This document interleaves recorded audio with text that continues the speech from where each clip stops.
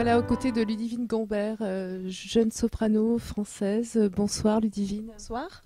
Alors on se retrouve dans les coulisses de l'Opéra du Grand Avignon, peu avant la première pré-générale de Madame Butterfly, mise en scène par Mireille Laroche, direction musicale Alain Guingal.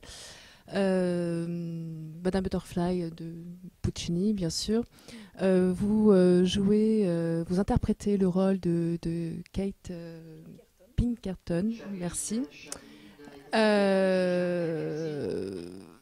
Quel genre de femme est Kate? Alors Kate, c'est une femme qui finalement arrive dans l'histoire au mauvais moment. C'est la femme du devoir. Elle vient vraiment pour récupérer l'enfant de Butterfly. Mais en même temps, c'est une femme de droiture et qui ressent beaucoup d'empathie pour Butterfly, puisqu'elle lui dit de toute façon, est-ce que vous pourrez un jour me pardonner?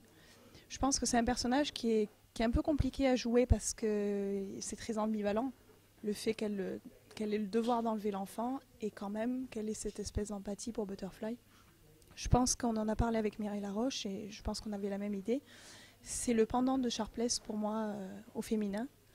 Donc des gens de devoir et en même temps des gens très humains, foncièrement humains.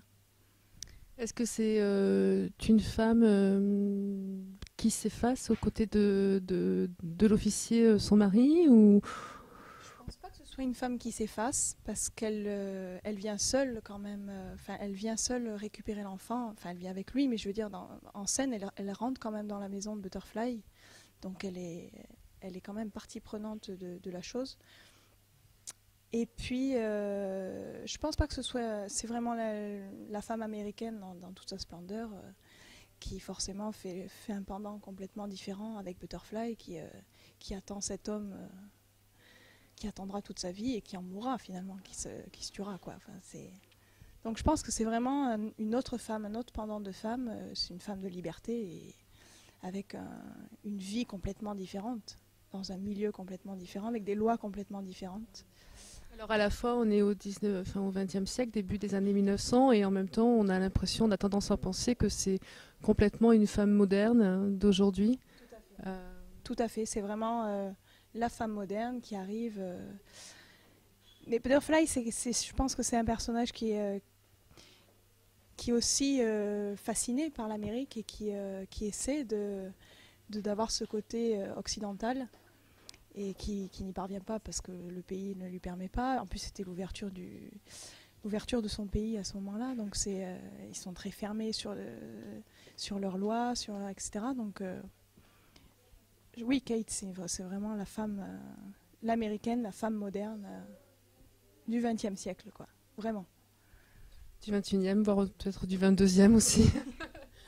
Ouais, ça a encore évolué quand même, on a changé encore entre-temps. Alors vous, Ludivine, vous êtes de la région, vous vivez autour d'Avignon. Que ressentez-vous d'avoir l'opportunité d'interpréter des rôles fréquemment à Avignon, à l'Opéra du Grand Avignon, récemment à Marseille, puisque vous étiez à l'Opéra d'Aïda. Que ressentez-vous de pouvoir interpréter votre talent, dirons-nous, de jeune soprano, tout simplement chez vous? Mais comme vous le dites si bien, c'est chez moi. L'Opéra d'Avignon, c'est la première maison qui m'a accueillie, ne serait-ce qui m'a ouvert les portes du métier, puisque j'étais tout d'abord dans les chœurs.